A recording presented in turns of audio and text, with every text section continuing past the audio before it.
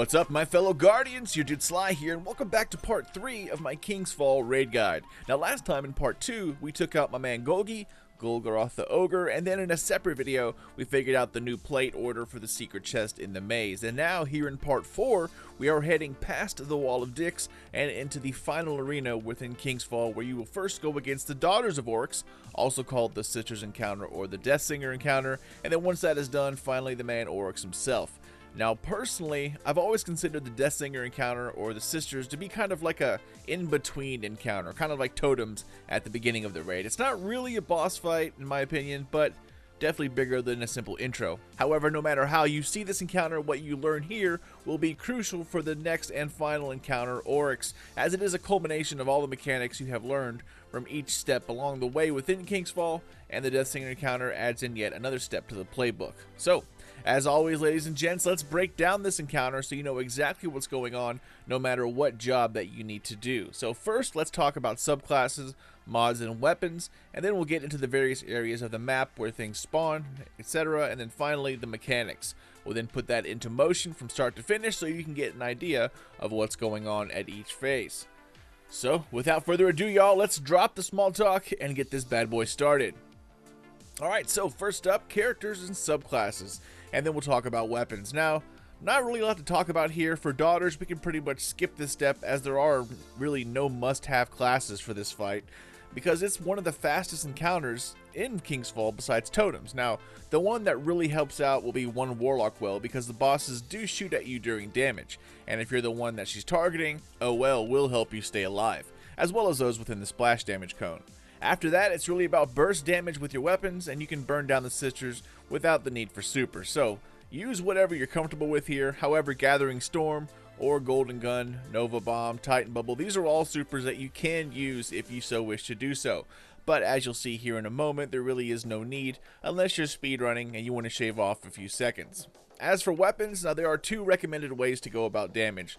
Number one is to use Gjallarhorn. Number two, the Arc Rocket Launcher Wardcliff Coil. Now, it is recommended for one person to be using Divinity, as it does weaken the boss, allowing rockets to do more damage, and explosions will count as critical damage using Divinity. However, it is not a must-have, but since you will need it for Oryx, might as well use it here and get used to it. Alright, so next up, let's talk about mods. Again, this encounter will be over fairly quickly, but one mod I always recommend no matter what you're doing is High Energy Fire, along with a way to get stacks of light. Now, one of the best mods to use with High Energy Fire is the one that gives stacks of light when you're picking up orbs. This way, when you step into a super for boss damage, like a Titan Bubble or a Warlock Well, you'll always have a few orbs on the ground, which means you'll have a few stacks available for extra damage. While normal mode King's Fall doesn't really call for it, once the master version is available, you might need a little bit more damage, and for this, I recommend Argent Ordnance, along with High Energy Fire. It's a rocket launcher mod that can be extremely powerful, similar to the Lucent Blade mod for swords or the Sidearm mod. This one stacks and is ideal for an encounter like this. As you'll see here in a few, just regular old Gjallarhorn does the trick on normal just fine. But keep this mod in the back of your mind once the harder difficulty version comes around, as it might be a good ace up your sleeve if things get a little tough. But no matter what you use, be sure to use your rocket launcher mods such as Extra Reserves and Rocket Launcher Ammo Finder. They help out regardless. Alright, Guardians, so moving on, next you're going to be breaking up into positions. Now, in this encounter, you'll break into plate holders and floaters. You're going to have 4 plate holders, 1 at each plate, and then 2 floaters. Now, for plate holders, I recommend a shotgun, along with, of course, Gjallarhorn, and either an SMG, hand cannon, scout rifle, or a grenade launcher for a primary. For the 2 floaters, I recommend an arc-based grenade launcher for your special slot, or an arc shotgun, and whatever you wish for your primary, and of course, G-Horn for your heavy, which everyone should be using. Now, you're going to encounter a lot of grouped up Taken enemies, and a few of them have arc shields, so whatever you think will get the job done the fastest is what you should use. But Salvager Salvo was doing absolute work for me here, and I highly recommend it as a floater. If you're on a plate, you're going to have to kill a knight in close quarters, so I don't really recommend a grenade launcher in your special. Instead, run a shotgun. However, it's totally your call. Floaters will be on add control and replacement duty. You're going to have 1 floater up front and 1 in the back. Like I mentioned earlier, using a grenade launcher like Salvager Salvo works great here, as you can take them out as they spawn in. And some of the take can spawn in with all arc shields, so you can pop one and take all of them out really easily.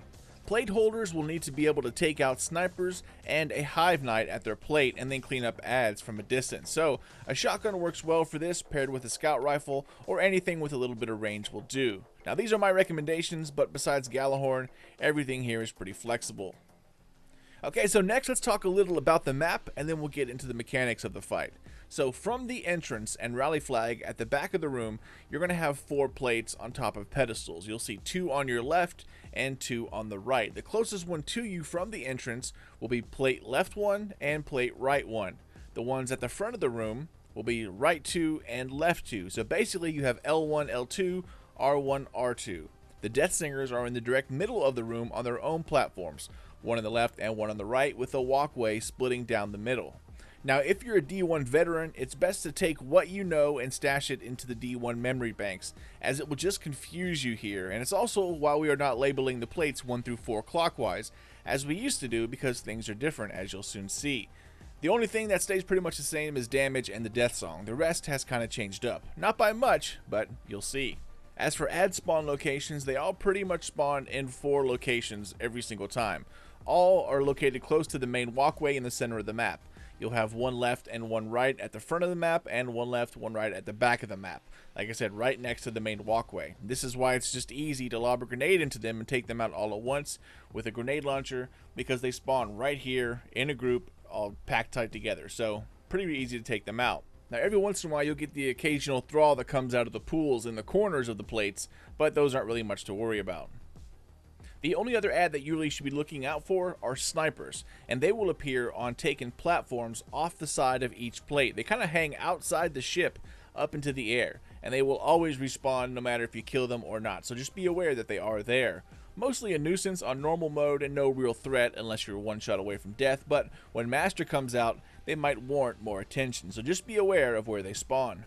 Alright Guardians, so now let's talk about how this encounter works. First, you're going to need to assign 1 player at each plate and 2 floaters. You'll have a player at L1 and L2, R1 and R2, along with a floater at the back and a floater in the front. 2 main things will happen.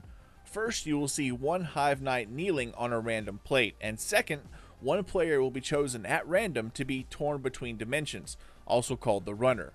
If one of the floaters has been chosen, then that's the best outcome. But if a plate holder becomes torn between dimensions, then one of the floaters will need to replace the plate holder, as they're going to have to leave their plate and head towards an area across the map, which we'll talk about next. So regardless of where this knight is, be sure to call out which plate has the knight like you see here.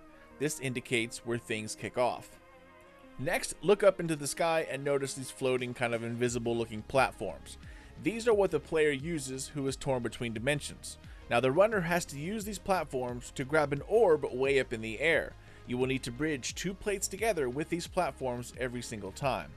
So for instance, let's say L1 plate, which is left 1, the closest to the rally flag on the left, say they have a kneeling knight. So they jump on and chuck on the knight, and then a floater becomes invisible or is torn between dimensions, which means they will now become the runner for this round. That means they were going to have to go to the L1 plate and jump on with the plate holder that they heard called out. Then what you have to do is look up into the sky and call out where you see an orb in the sky. Only those who stand on a plate will be able to see this orb. It will be hovering over one of the other 3 plates. So for this instance, let's say it is R2, which means it is the second plate on the right, furthest away from the rally flag. Once it's called out, plate holder R2 will need to hop on, bridging L1 and R2 together, so the runner can then use the invisible bridges to grab the orb. Now in Destiny 2, you will only ever be using 2 plates at a time. The starting plate, which is where the kneeling knight was, and the finishing plate, which is where the orb hangs over. It takes 3 runs in total to move on to the next part of this encounter, the damage phase. So once you get the orb, just run into it the first time and it will auto-collect. Just jump down and then go back to your original positions. That's 1 round down, out of a total of 3 rounds per phase, and you have 2 phases. The idea here is to do that run 3 times, and on the 3rd run, instead of just walking through the orb, the runner will need to physically pick it up on the 3rd run. As soon as you have it, say that you have it, kind of announce it to the team, and then jump down and land next to the boss who is shooting your teammates. Now, as soon as you say that you have the orb, the rest of your team will collapse into the center. In the direct center of this map, between the two Death Singers, notice these kind of steps at the foot of each platform. You will need to set up a Warlock well opposite of the boss that you're doing damage on. Simply drop a well, and at the same time, the runner will then be stealing the brand off of the Death Singer, and that's where this mechanic comes into play. You will then take the brand and cover your team with it on the step. Once you do, everyone just simply starts blasting off Galahorn or Wardcliff Coil, and before you know it, she's going to be down. However, once you kill her, stay put under the brand even after you've taken her out. The death song needs to finish before you can start the next phase, and you'll know it's done when you see this blinding white light covering everything.